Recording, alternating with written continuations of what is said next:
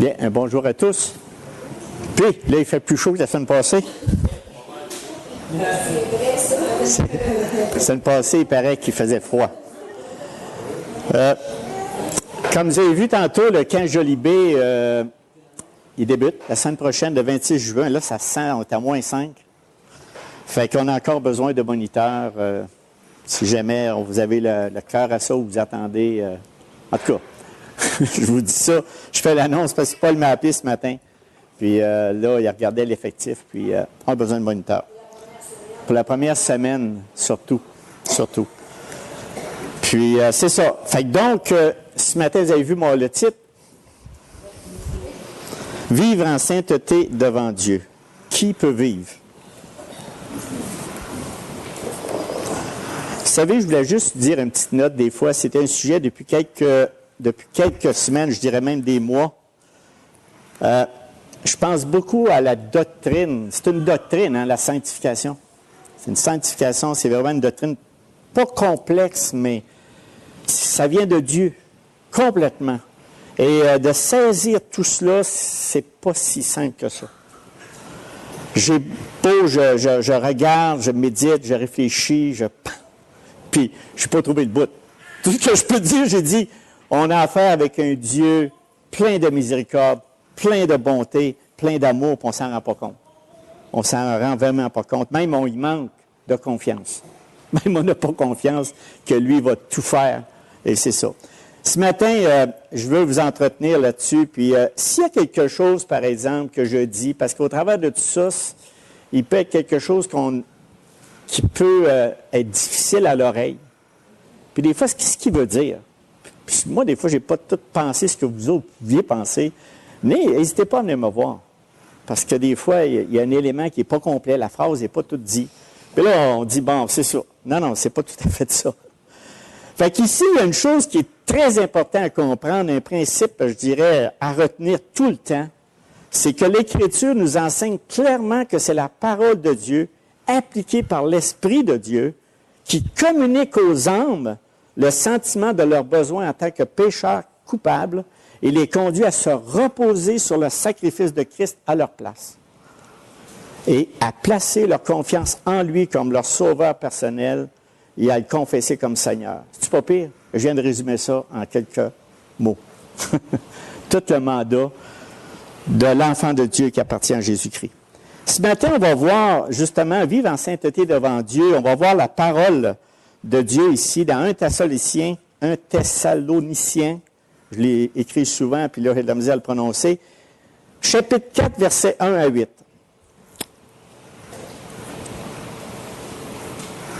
On va lire.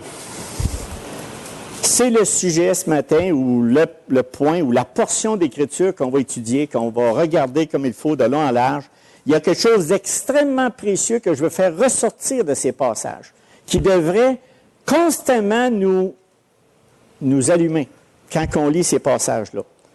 Au reste, frères, puisque vous avez appris de nous comment vous devez vous conduire et plaire à Dieu, et c'est là ce que vous faites, nous vous prions et nous vous conjurons au nom du Seigneur Jésus de marcher à cet égard de progrès en progrès. Tous des mots pesés.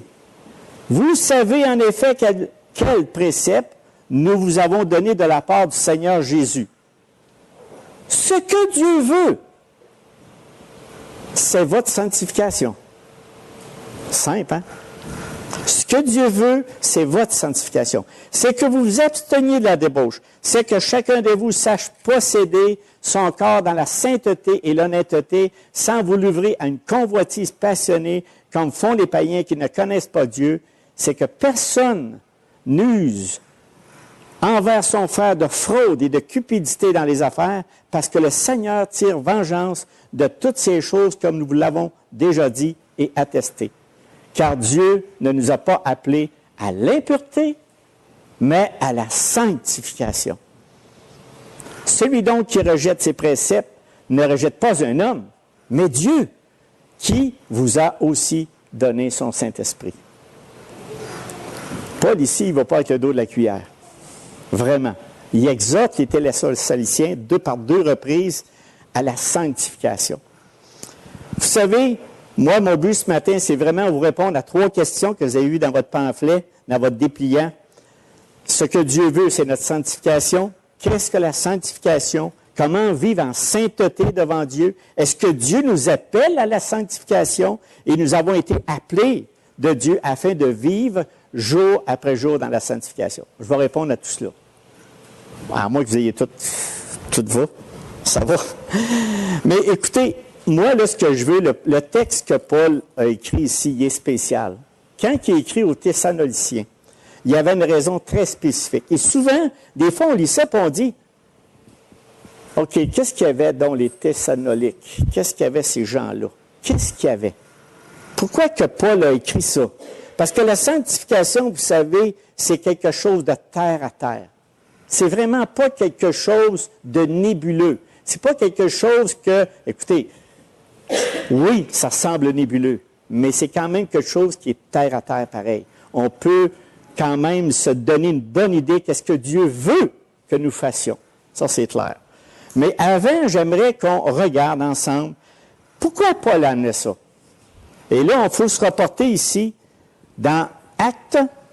Vraiment, quelques que cette année qu'ils ont passé à entendre ta parole avec ces moniteurs, monitrices, Seigneur, que ça puisse faire la différence dans leur vie.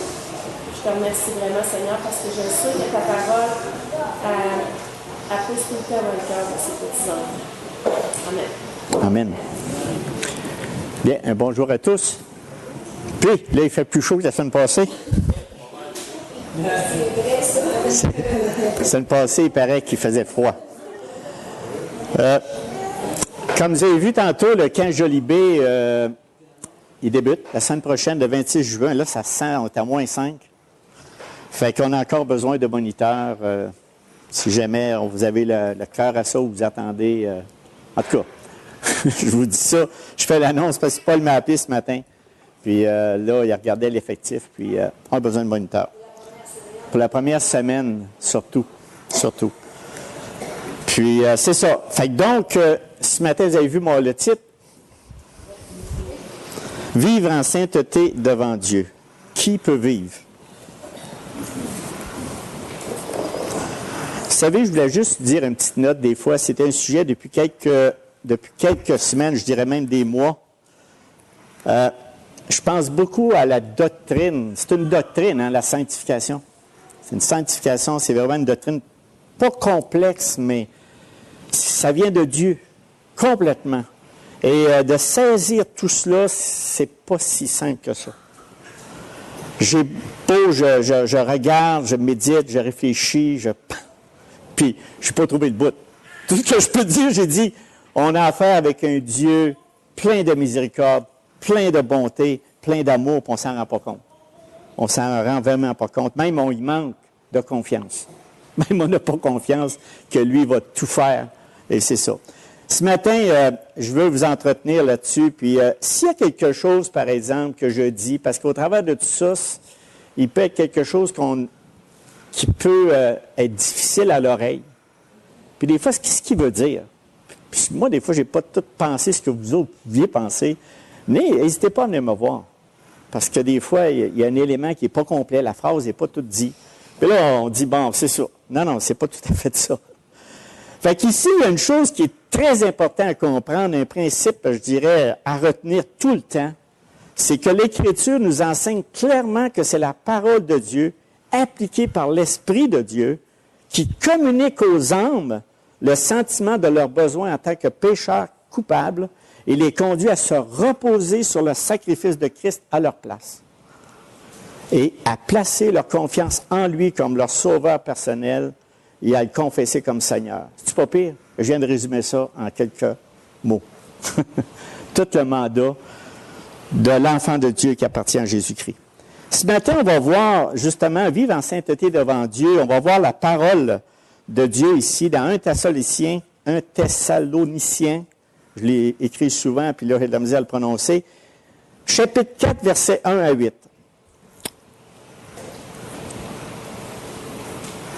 On va lire. C'est le sujet ce matin, ou le point, ou la portion d'Écriture qu'on va étudier, qu'on va regarder comme il faut de long en large. il y a quelque chose d'extrêmement précieux que je veux faire ressortir de ces passages, qui devrait constamment nous allumer quand on lit ces passages-là. Au reste, frères, puisque vous avez appris de nous comment vous devez vous conduire et plaire à Dieu, et c'est là ce que vous faites, nous vous prions et nous vous conjurons au nom du Seigneur Jésus de marcher à cet égard de progrès en progrès. Tous des mots pesés. Vous savez en effet quel précepte nous vous avons donné de la part du Seigneur Jésus. Ce que Dieu veut, c'est votre sanctification. Simple, hein? Ce que Dieu veut, c'est votre sanctification. C'est que vous vous absteniez de la débauche. C'est que chacun de vous sache posséder son corps dans la sainteté et l'honnêteté, sans vous livrer à une convoitise passionnée, comme font les païens qui ne connaissent pas Dieu. C'est que personne n'use envers son frère de fraude et de cupidité dans les affaires, parce que le Seigneur tire vengeance de toutes ces choses, comme nous vous l'avons déjà dit et attesté. Car Dieu ne nous a pas appelés à l'impureté, mais à la sanctification. Celui donc qui rejette ses préceptes ne rejette pas un homme, mais Dieu, qui vous a aussi donné son Saint-Esprit. Paul, ici, il ne va pas avec le dos de la cuillère. Vraiment. Il exhorte les Thessaloniciens par deux reprises à la sanctification. Vous savez, moi, mon but ce matin, c'est vraiment vous répondre à 3 questions que vous avez eues dans votre pamphlet, dans votre dépliant. Ce que Dieu veut, c'est notre sanctification. Qu'est-ce que la sanctification? Comment vivre en sainteté devant Dieu? Est-ce que Dieu nous appelle à la sanctification? Et nous avons été appelés de Dieu afin de vivre jour après jour dans la sanctification. Je vais répondre à tout cela. À moins que vous ayez tout va, ça va. Mais écoutez, moi, là, ce que je veux, le texte que Paul a écrit ici, il est spécial. Quand il est écrit aux Thessaloniciens, il y avait une raison très spécifique. Et souvent, des fois, on lit ça et on dit, OK, qu'est-ce qu'il y avait dans les Thessaloniques? Qu'est-ce qu'il y avait ces gens-là? Qu'est-ce qu'il y avait? Pourquoi que Paul a écrit ça? Parce que la sanctification, vous savez, c'est quelque chose de terre à terre. C'est vraiment pas quelque chose de nébuleux. C'est pas quelque chose que, écoutez, oui, ça semble nébuleux, mais c'est quand même quelque chose qui est terre à terre pareil. On peut quand même se donner une bonne idée qu'est-ce que Dieu veut que nous fassions. Ça, c'est clair. Mais avant, j'aimerais qu'on regarde ensemble pourquoi Paul a amené ça. Et là, il faut se reporter ici dans Actes.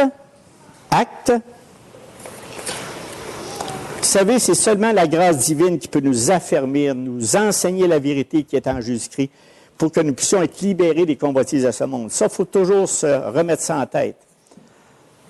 Et aussi, quelque chose avant d'entreprendre la lecture de ce verset, c'est qu'un des éléments qu'on doit savoir quand on parle de sanctification, c'est que le Seigneur est Seigneur. Tu sais, nous autres, on dit « Seigneur qui sauve ». Le Seigneur qui sauve. Mais d'abord, c'est le Seigneur. Moi, je pensais à Pierre. « Hey, c'est le Seigneur ». Mais ce que je veux vous dire par cette expression-là, oui, on doit avoir dans notre tête que c'est le Seigneur qui sauve.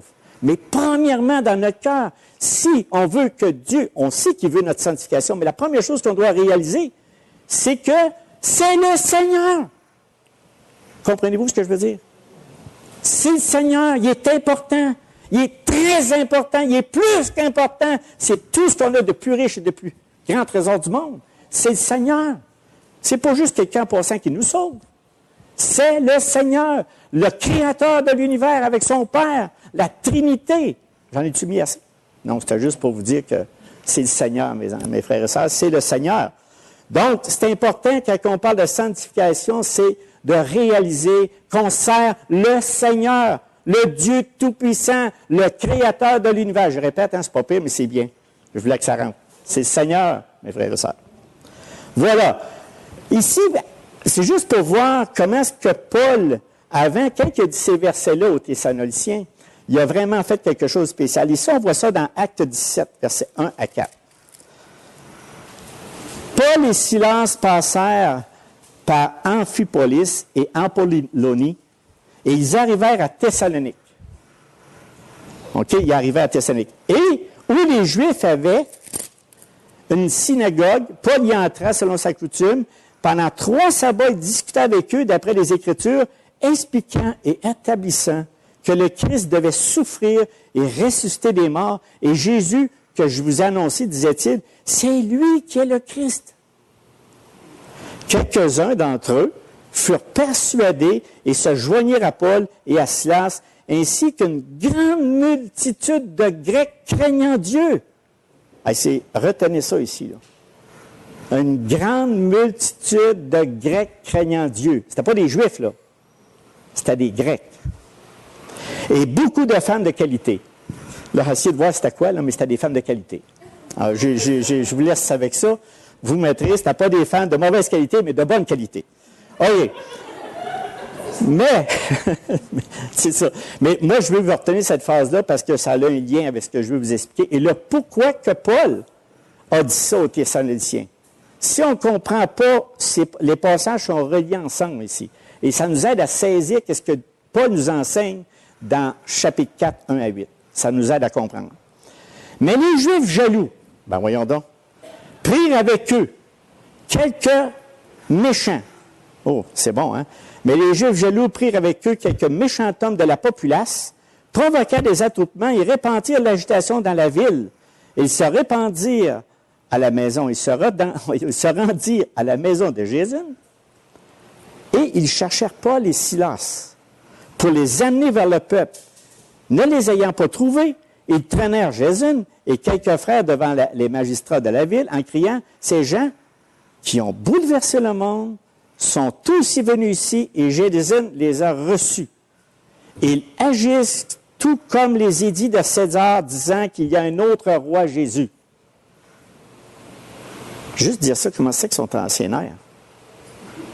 Juste dire ça, comment ils ont fait pour virer tout le village en dessous, juste en disant ça, qu'ils agissent tout contre les édits de César, disant qu'il y a un autre roi, Jésus.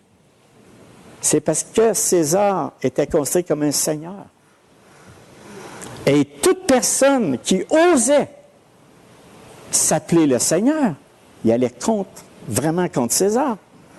Mais là, on n'avait pas tort, eux autres. Les disciples n'avaient pas tort de dire que Jésus était le roi, qui était le Seigneur. Par ces paroles, ils émurent le peuple et les magistrats, qui ne laissèrent alors Jésus et les autres qu'après avoir obtenu d'eux une caution. Et au verset 10, aussitôt, les frères firent partir de nuit Paul et Silas pour Bérée. Bon, là, vous venez juste de voir qu'en 3-4 semaines, 5 semaines, Paul, il avait viré ça en envers complètement, en Thessalonique. Et puis, ce qu'on doit réaliser là-dessus, c'est que Paul naît de convertir une ville nouvelle. C'est une nouvelle Église. C'était une jeune Église. Il n'y avait pas personne. Puis en plus, c'était qui? C'était des Grecs, des païens. Des païens. Vous allez dire, c'est quoi? Bien, c'est pas tout à fait. C'est parce que ça fait lien avec ce que je vais vous dire dans les autres versets quand on revient à Thessaloniciens. C'est juste pour comprendre, c'est la base. Fait qu'ils ont été obligés de fuir parce qu'ils avaient fait quoi? Ils avaient viré en envers la ville complètement. On revient à Thessaloniciens 3. Paul, lui, quand tu laisses une ville de même, puis pensez-vous que Paul il était dans son coin à l'autre bout, puis il faisait rien, puis là, finalement, c'est pas grave, le Seigneur s'en occupera. Mais non, Paul, vous connaissez le caractère de Paul. Paul, il avait un souci pour eux autres. Paul, écoute, il était vraiment touché par ça, puis il dit, qu'est-ce qui se passe? Qu'est-ce qui se passe? Vraiment à Thessalonique. Fait que là, qu'est-ce qu'il a fait? On lit ça ici. 1 Thessaloniciens 3, verset 1. C'est pour ça qu'il a écrit ça. Vous me suivez? Ça va? C'est pourquoi, impatients que nous étions, et nous décidant à rester seuls à Athènes, nous envoyâmes Timothée avec notre frère, ministre de Dieu, dans l'Évangile de Christ, pour vous affermer et vous exhorter au sujet de votre foi. Quand il a écrit ça, là, Timothée était déjà parti, là. C'était juste pour vous dire, parce qu'il était en train de lire. Parce que lui, Paul, il a écrit une lettre après la visite de Timothée. Et ici, il marque, et garde bien, et vous exhortez au sujet de votre foi. Vous savez, la foi, il faut toujours se souvenir que la foi vient de Dieu. On n'a pas inventé la foi. On n'a pas créé la foi. On n'a pas été acheté la foi. La foi vient de Dieu. Si vous avez la foi en Jésus-Christ aujourd'hui, vous ne l'avez pas trouvé à nulle part. Ça, c'est parce que c'est Dieu qui vous a visité. Dieu vous a visité, puis il a dit, il vous a donné quelque chose dans votre cœur que vous n'étiez plus capable. Il y a quelque chose que vous avez commencé à écouter, qui commence à faire du feu. La foi biblique, elle, est inébranlable, puis c'est un vrai miracle. Prenons conscience de ça. Il faut vraiment prendre conscience de ça, parce que ceux qui ont la véritable foi biblique sont inébranlables. Et c'est ce que Paul dit ici aux Thessaloniciens. Parce qu'il dit, afin que personne ne soit ébranlé au milieu des afflictions présentes, au verset 3, car vous savez, vous-même, que nous sommes destinés à cela. Il disait, écoute, comme on a dit ce matin, Étienne a parlé des souffrances, on a ça toute notre vie. Il ne nous a pas privé d'affliction. Il a dit, vous allez en avoir. Vous allez avoir des épreuves. Mais au travers de ça, il y a une foi ferme, inébranlable. Inébranlable. Et ça, on va vous dire, c'est déjà de la sanctification. Quand on a une foi ferme comme ça, c'est parce qu'on est en train de nous sanctifier. Par quoi? Par la parole. Et lorsque nous étions auprès de vous, là il continue, et lorsque nous étions auprès de vous, nous vous annonçons d'avance que nous serions exposés. Ils l'ont dit, ils ont tout dit. Écoute, puis les autres, là, on va vous dire d'où ils sont, qui étaient les Grecs, qu'est-ce qu'ils vivaient, pour mieux comprendre encore. Nous vous annonçons d'avance que nous serions exposés à des afflictions. C'est vrai parce qu'il est obligé de sortir. Il est obligé de partir de la ville parce qu'il est en train de se faire prendre par les Juifs méchants. Juifs méchants, ouais, c'était des méchants de la population. En tout cas, ce n'étaient pas des personnes gentilles. Comme cela est arrivé et comme vous le savez. Verset 5. Ainsi, dans mon impatience, j'ai envoyé quelqu'un pour m'informer de votre foi dans la crainte que le tentateur ne vous ait tenté et que nous n'ayons travaillé en vain. Mais Timothée, récemment arrivé ici de chez vous, nous a donné de bonnes nouvelles de votre foi et de votre amour. Donc, il avait resté solide, malgré tout ce qui pouvait avoir existé, les afflictions. Et il nous a dit que vous avez toujours de nous, vous avez dit que vous avez toujours de nous un bon souvenir. Fait que Paul a resté un impact. Il a donné vraiment un impact sur les Thessaloniciens. Et désirant nous voir comme nous désirons aussi vous voir. En conséquence, frères, je réfléchis pour ne pas manquer quelque chose parce que ça suit. En conséquence, frères, dans nos angoisses et nos épreuves, nous avons été consolés à votre sujet à cause de votre foi. Avez-vous remarqué comment est-ce que Paul revient constamment? Et ça, c'est un point central de la sanctification. Vivre en sainteté devant Dieu, c'est d'avoir la foi solide, inébranlable de la Bible. Et là, je l'appuie dessus parce qu'on le répète. La foi. Vous avez dit, c'est quoi? C'est la foi biblique. En conséquence, frère, dans nos angoisses et nos épreuves, parce qu'il parle des siens aussi, puis il parle de leurs aussi, nous avons été consolés à votre sujet à cause de votre foi. Autrement dit, ce n'est pas en vain. Car maintenant, nous vivons puissamment, puisque vous demeurez fermes dans le Seigneur. Quelles actions de grâce, en effet, nous pouvons rendre à Dieu et à votre sujet pour toute la joie que nous éprouvons à cause de vous devant notre Dieu. Il se réjouissait de voir la persévérance, la foi qu'il y avait en lui. Nuit et jour, nous le prions avec une extrême ardeur de nous permettre de vous voir et de compléter ce qui manque à votre foi. Voyez-vous où je veux en venir? Prière. La foi est inébranlable. Est-ce qu'on est heureux d'avoir cette foi? La foi de Dieu. Et verset 11. Que Dieu lui-même, notre Père et notre Seigneur Jésus, aplanisse notre route pour que nous allions vers vous et que le Seigneur fasse croître et abonder l'amour que vous avez les uns pour les autres et pour nous et à l'exemple de celui que nous avons pour vous. Qu'il affermisse vos cœurs pour qu'ils soient irréprochables dans la sainteté devant Dieu notre Père lors de l'avènement de notre Seigneur Jésus avec tous ses saints. Qu'il affermisse vos cœurs pour qu'ils soient irréprochables dans la sainteté devant Dieu. On n'a pas grand-chose à faire quand tu regardes ça. Non? Vous avez tout compris, là. Pas grand-chose à faire. Tout ce qu'on a besoin, c'est quoi? La foi. La foi inébranlable, la foi biblique.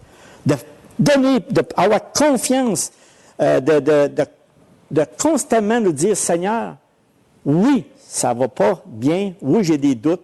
Oui, je suis complètement tout le temps harcelé de toutes sortes de choses, mais par contre, j'ai foi que qu'est-ce que tu as dit va arriver, puis ça va se faire. Je peux remettre ma vie en toi, qu'importe ce qui va m'arriver, tu es là. On doit faire totalement confiance à Dieu pour nous garder irréprochables devant Dieu notre Père. Et là, je arrive au chapitre 4, verset 1.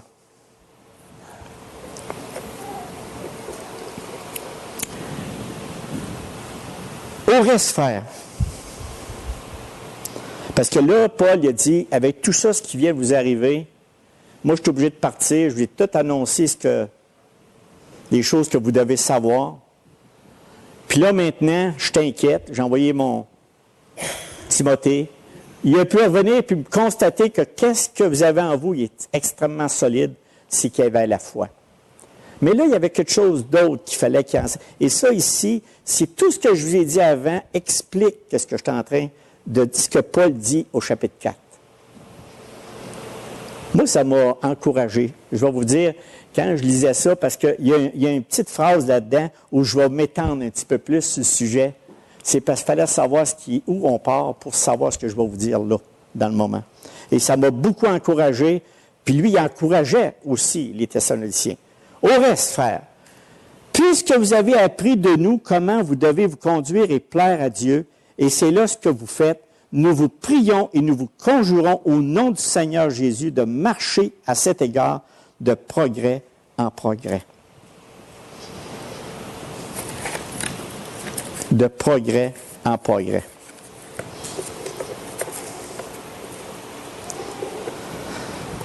Il y a toujours un groupe, dans n'importe quelle église, il y a toujours un groupe qui pense qu'ils n'ont plus besoin de progresser dans la sanctification. Y en a-tu? Toujours. Il y en a tout le temps. Pourquoi? Parce qu'il dit, écoute bien, Dieu nous a rendus saints. C'est vrai. On ne peut pas dire le contraire. Dieu nous a rendus saints. Il nous a mis à part. Il nous a sortis de ce monde, il nous a mis là.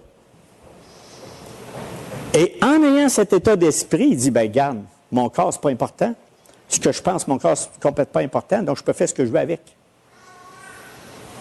OK? Donc, ils demeurent dans leur péché. Tout en disant que moi, là, vous avez dit, est-ce que Dieu a fait une erreur? Dieu n'a pas fait d'erreur. C'est juste que tu es séduit. C'est juste qu'on est séduit. Puis des fois, tu vis dans le péché, là, puis tu appartiens à Christ, là, mais tu ne vis pas longtemps, là, parce qu'avec tout ce que j'ai dit tantôt, de versets 1 à 8, il y a quelque chose à l'autre bout qui t'attend dans le détour. Fait que le Seigneur va te reprendre. Mais, il y en a qui ont tendance à faire ça, puis ils disent, ah, ben moi, je suis chrétien, ouais, mais, dans le fond, j'appartiens à Christ. Ouais, mais tu as le péché, OK? Et tu as un autre groupe de chrétiens qui pensent constamment, qu'est-ce qu'on peut faire pour être sanctifié? Ben là, tu sais, Dieu, écoute-moi bien, là. Tu m'as mis saint, puis là, moi, là, plus tu m'as rendu saint, là, ben, écoute, moi, là, faut que je fasse de quoi? Puis il est tout le temps en train de chercher la sainteté. Il se trouve toujours laid. Tu n'es toujours pas à la hauteur. Tout ce que tu fais, tu dis, bon, ben, voyons, qu'est-ce que je peux faire? Tu es à la recherche de la sainteté. Il est bien plus proche qu'on pense, hein? Il est bien plus proche qu'on pense. Et là, nous, dans ces deux positions-là, on croche toutes les deux, OK? Ça ne marche pas pantoute. Que tu sois dans un ou dans l'autre, c'est pas ça la vérité. C'est pas ça du tout. La position d'un croyant, on doit le cœur. Les joies antérieures n'atteignaient jamais le cœur. Ils n'étaient pas suscités par la vue de l'excellence divine des choses de Dieu. C'était superficiel. Ça n'avait rien, ça ne disait rien. Pas plus que par le goût du bien en elle qui satisfait l'âme et qui donne la vie. Fait que quand tu n'as pas cette essence, cette chose-là que j'ai dit tout à l'heure, le Seigneur, reconnaître que le Seigneur est Seigneur, puis que sa parole nous sanctifie, nous, à l'heure actuelle, on bouge, on n'a rien. Ça n'a pas de joie, ça ne nous touche pas. Tout chrétien fidèle qui adopte la théonomie, bien, ça fait ceci qui est écrit dans 1 Pierre 3, 15, 16. Il dit « Sanctifiez en son cœur le Christ Seigneur, a été toujours prêt à la défense avec douceur et respect de l'espérance chrétienne devant quiconque en lui demande compte. » Autrement dit, quelqu'un qui est tout le temps viré vers Dieu, tout le temps les yeux fixés sur lui, il est inébranlable. Il peut avoir des épreuves, il peut avoir des puissances qui l'entourent, mais il va toujours s'en sortir parce qu'avec la connaissance de Dieu, il y a une puissance qui est en lui qui ne l'arrête pas. Maintenant, aussi, pour en dire quelques-uns, si on comprend bien la théonomie, qu'est-ce qu'on va faire? Puis ça, vous allez dire, c'est toutes des règles, Gérard. C'est toutes des règles. Non, il n'y a pas de règles. C'est qu'automatiquement, tu vas confesser tes péchés régulièrement. Tu pries sans cesse en lui faisant totalement confiance. Tu recherches l'humilité. L'humilité, tout simple, hein? Non, mais moi, j'avais appris quelque chose que j'avais été touché, puis ça, je ne sais même plus d'où ça vient, c'était dans l'esprit. L'humilité, t'étais pauvre en esprit. Pauvre en esprit. Non, voulez-vous que j'en mette encore plus? Tu sais, t'es vraiment là. T'as vraiment pas grand-chose. T'es vraiment, vraiment pas grand-chose. Hey, on va être quelqu'un. Non. Rechercher l'humilité que Dieu veut, c'est qu'on n'est pas grand-chose. On est pauvre en esprit dans le sens que, pas parce qu'on ne vaut pas rien, mais devant Dieu, je parle. Je parle devant Dieu. Bien, il faut faire attention l'autre bord aussi, là, parce que si tu as l'humilité, ça va paraître aussi. Mais comprendre et saisir que devant Dieu, il n'y a rien. On n'a pas une trop haute opinion de nous-mêmes vis-à-vis les autres aussi. Parce qu'on sait comment est-ce qu'on est, on élève les autres au-dessus de nous. Après ça, tu te réjouis de la volonté de Dieu. Tu n'es pas à l'astiner tout le temps dans sa parole. Tu dis, « Ah, Dieu, tu dis ça. » Puis on apprend toujours. On est aussi prêt à souffrir en son nom. On a le goût aussi d'évangéliser les âmes perdues. Avec amour. Ah, tout est un perdu. Ça, c'est pas rien d'amour là-dedans. Évangéliser les âmes perdues. Parler de ce Dieu vivant dans notre cœur. Nous autres aussi, on sort tous dans une pourriture totale. Nous autres aussi, on a un cœur qui n'était pas beau.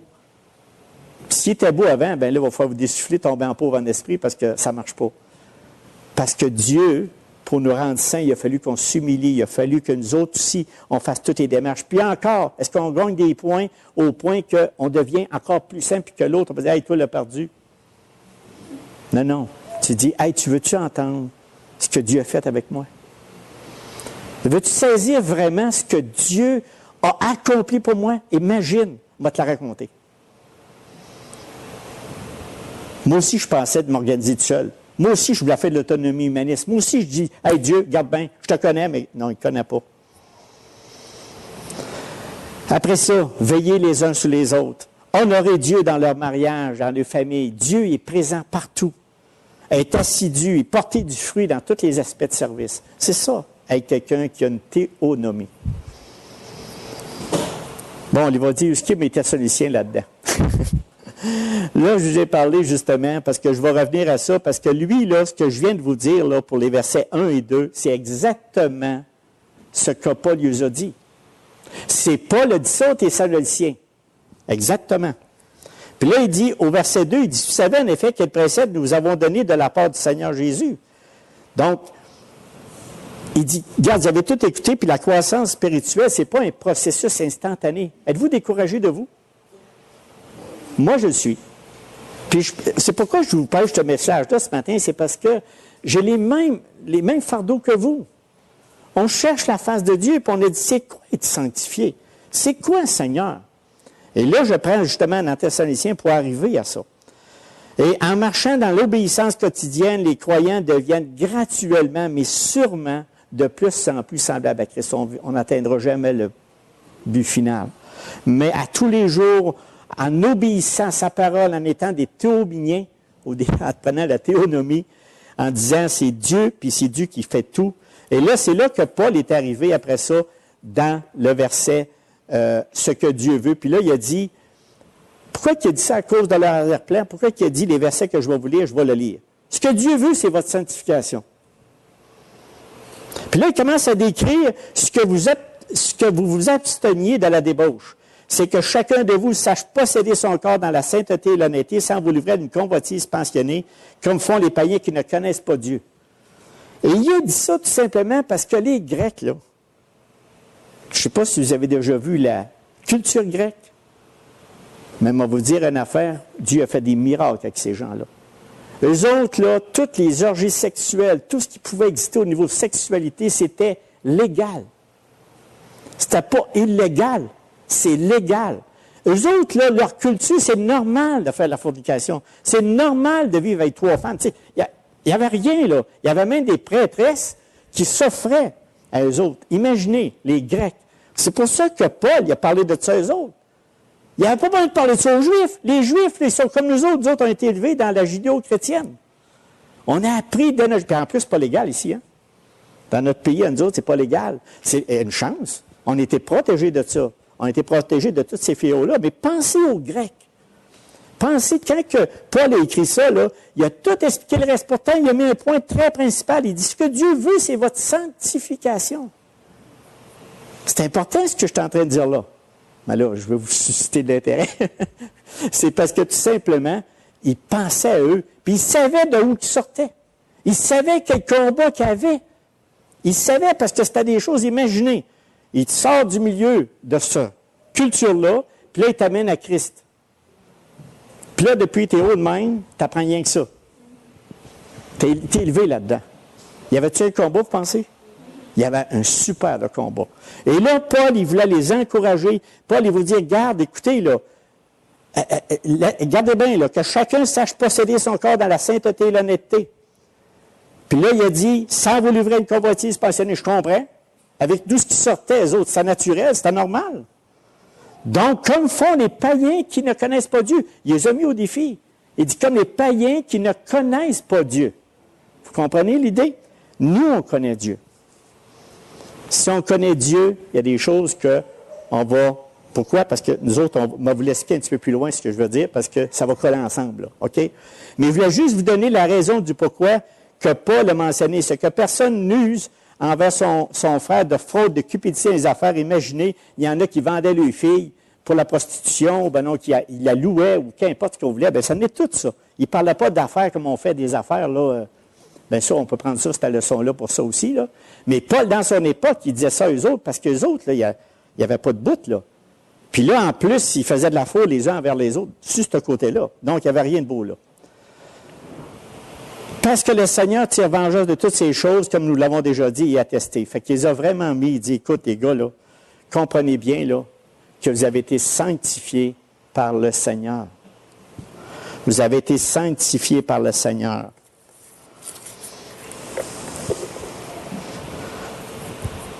Qu'est-ce que ça veut dire, ça, ce que Dieu veut, c'est votre sanctification? Que veut dire le mot sanctification? C'est exactement ce que Paul a expliqué aux Thessaloniciens pour qu'ils puissent, quoi? Vaincre. Le mot sanctification veut dire honorer quelqu'un. Si tu honores le Seigneur plus que toute ta vie, tu vas regarder à ta sanctification. Tu as été mis saint. Séparés, mis à part. Il dit, regardez les gars là, vous avez été mis à part, vous avez été séparés pour un usage différent. Vous avez été purifiés du mal. Là, on peut t'utiliser à quelque chose qui est pour Dieu. Puis j'ai tous des passages qui dit ça comme Jean 17, 17, il dit, sanctifie-les par ta vérité. Ta parole est la vérité. Fait que c'est tout ça qu'il disait. Ce que Dieu veut, c'est votre justification. Ce que Dieu veut, c'est justement, il t'a mis à part. Puis il dit, il t'utilise en plus selon la volonté de Dieu. Puis en plus, il dit, quand tu es sanctifié, il dit, tu es consacré à la présence de Dieu. Fait que c'est vraiment, c'est ça que ça veut dire le mot sanctification. Puis qu'est-ce qui n'est pas une sanctification qui ne vient pas de Dieu? C'est que on n'a pas de contrat à respecter. Quand que Dieu nous a mis saints, il nous a rendus à part, il nous a mis de côté, quand que Dieu a pris une décision et on a été élus de lui, on n'a pas de dette. On n'a pas de remboursement que Dieu exige. Bon, là, écoute, je t'ai donné, je t'ai sanctifié maintenant. Il faudrait bien que tu fasses quelque chose pour moi. Hein? On pense tout ça? Oui. Mais Dieu, regarde, qu'est-ce qu'il faut que je fasse? Écoute, ça n'a pas de bon sens, tu m'as donné ça. Non, vous n'avez rien à faire. Rien à faire. Rien. Tout simplement, faire confiance à Dieu et de lire sa parole pour que la parole vous sanctifie. Tout simplement. Si vous ne vous sentez pas saint, lisez la parole de Dieu. Dieu va vous sanctifier par la vérité. Il va vous amener à la vérité. Il va vous consoler. Il va vous consoler. C'est ce que Paul disait aux Thessaloniciens. Il voulait les renforcer. Maintenant, des fois, il dit aussi, qu'est-ce qui n'est pas une sanctification? Il dit, bon, ben là, je me sens sale, je me sens pas saint. Je vais me rapprocher de Dieu. Ah là, il faut que je me rapproche de Dieu. Regarde, écoute, ça n'a pas de bon sens. Là, j'arrête de travailler, j'arrête de gagner ma vie, puis là, je cherche Dieu tout le temps. Mais là, tu es dans le champ de patates, là. Tu n'auras rien, là. Ça ne te fait pas rapprocher plus de Dieu, ça t'éloigne. Au contraire, c'est égoïste. C'est pas ça que Dieu te demande. C'est de servir son prochain, c'est d'entretenir, donner de l'amour aux autres, entretenir ta famille, tout ça. Prenons par exemple, regarde, non, je n'ai assez de Rouyn-Noranda, je n'ai assez, moi je m'en vais évangéliser en Haïti. C'est assez. Mais là, je vais être plus saint, je vais me rapprocher de Dieu. Puis, mais ma mère est bien malade. Mais là, j'ai un choix. Là. Mais là, tu sais, Dieu, regarde, écoute. Tu sais, Dieu, hein, moi, tu sais comment je t'aime. Bon, ben là, moi, je vais aller en Haïti, puis il m'a laissé ma mère mourir parce qu'il est seul, enfant unique. Est-ce qu'il a fait le bon choix? Je vais vous dire non. Il n'y a aucune sanctification dans son action. Aucune. Et souvent, nous autres, dans notre vie, on va mettre toutes sortes de banalités qui nous entourent. J'appelle ça, moi, des failles dans notre trait de caractère. On a des failles dans notre trait de caractère. Par exemple, quand je sais pas moi, on est paresseux, on est irresponsable dans nos engagements, insouciant, on est tout le temps sur le bord de la faillite, on n'a jamais d'argent. Oh Dieu, tu sais, hein. Mais je m'approche de toi, là, tu vas régler tous les problèmes. Cassez-vous pas la tête, ça ne marchera pas. Je vous le dis tout de suite. C'est pas ça que Dieu veut. Dans votre sanctification, Dieu veut que vous écoutez. Dieu veut, il dit aux Thessaloniciens, ramenez-vous à Christ. Arrêtez de vous focusser sur ce que vous avez vécu avant, mais regardez à Christ. Ce que Dieu veut, c'est votre sanctification. Comprenez-vous ce que je veux dire? Ce que je veux dire, quand on veut s'approcher de Dieu, c'est que tout simplement, on lit sa parole, on le regarde, qu'est-ce que Dieu a à dire, puis tout ça, c'est ça que ça règle. Puis là, il continue, Paul, il dit, le corps ne doit pas dominer le croyant. C'est que chacun de vous sache posséder son corps de la sainteté. Donc, si on doit honorer notre corps parce qu'il appartient à qui? À Dieu. L'utiliser pour glorifier Jésus-Christ, le chef de l'Église. Après ça, il dit, sans vous livrer une convoitise passée comme les païens qui ne doivent. Bon, on ne doit pas se comporter, c'est-à-dire on doit être bien avec notre prochain, même s'il nous énerve, même s'il nous tape ses nerfs. C'est de la sanctification. Dieu, c'est votre sanctification, pas faire. C'est pour ça qu'il les rappelle, il dit, écoutez bien, ne faites pas ce que, parce que les païens ne me connaissent pas. Mais vous me connaissez maintenant, aidez votre prochain. C'est de la sanctification. Ceux qui sont en Jésus-Christ ont crucifié la chair avec ses passions et ses désirs.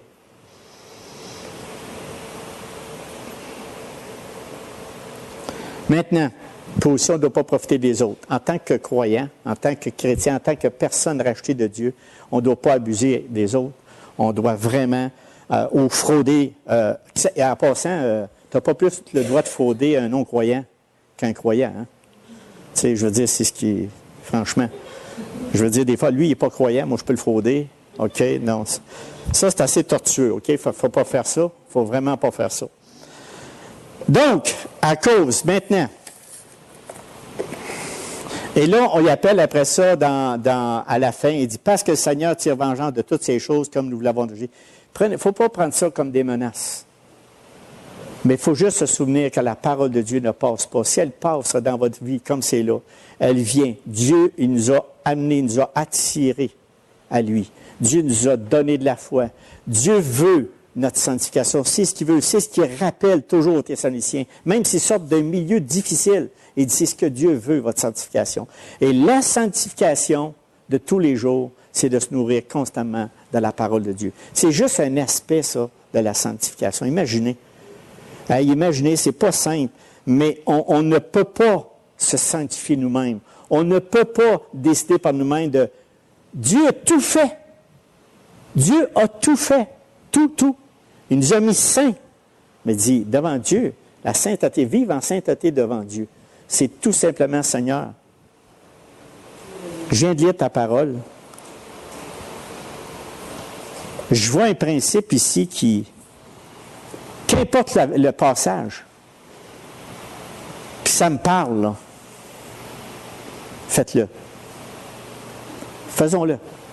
Je parle pour moi, là. Faisons-le. Moi aussi, à tous les jours, il faut que je m'applique à ça. Il faut que je lise le livre pour que Dieu purifie nos âmes parce qu'il nous a mis à part. Vivre en sainteté devant Dieu, c'est de se nourrir de la parole de Dieu à tous les jours. Et soyez pas inquiets, mes frères et sœurs. C'est ce que les Thessaloniciens y ont fait, ce que Paul a dit.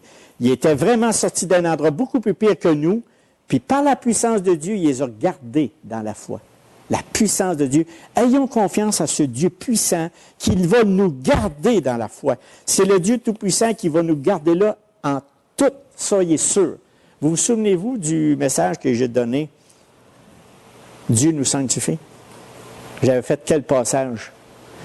OK, je vais vous le dire, parce que je vais finir avec ça. C'est le plus beau. Puis ce verset-là, ces deux versets-là, retenez ça. Vivre en sainteté devant Dieu se résume à ceci. 1 Thessaloniciens 5, 23, 24. Un verset ou deux versets qu'il ne faut jamais, jamais oublier. Non, mais il faut se le rappeler. C'est que le Dieu de paix vous sanctifie lui-même tout entier. On a une part à faire, mes frères et mes sœurs. On a une part à faire. Savez-vous, c'est quoi? Lire sa parole. Méditer sa parole. Réfléchir sur sa parole. Dieu est dans notre soupe tous les jours, tous les matins, toutes les semaines, tous les mois. Et soyez garantis qu'il va faire ce qui était marqué ici, là. Que le Dieu de paix vous sanctifie lui-même tout entier. C'est ce qu'il va faire lui-même. Vous n'aurez même pas besoin de dire « Ouf, je suis bizarre ». Tout d'un coup, je me sens sain, mais en tout cas, si vous en mettez trop, c'est pas grave. Mais vous allez sentir la paix de vous, comme il est écrit ici, et que tout votre être, l'esprit, l'âme et le corps soient conservés irrépréhensibles et répréhensibles lors de l'avènement de notre Seigneur Jésus-Christ. Si vous voulez faire ça de vous-même, oubliez ça. Vous ne réussirez pas. Car c'est écrit, celui qui vous a appelé est fidèle, et c'est lui qui le fera. Hey, c'est-tu encourageant, ça? Là, j'espère que je vous ai encouragé, mais les autres, les Thessaloniciens, étaient aussi encouragés.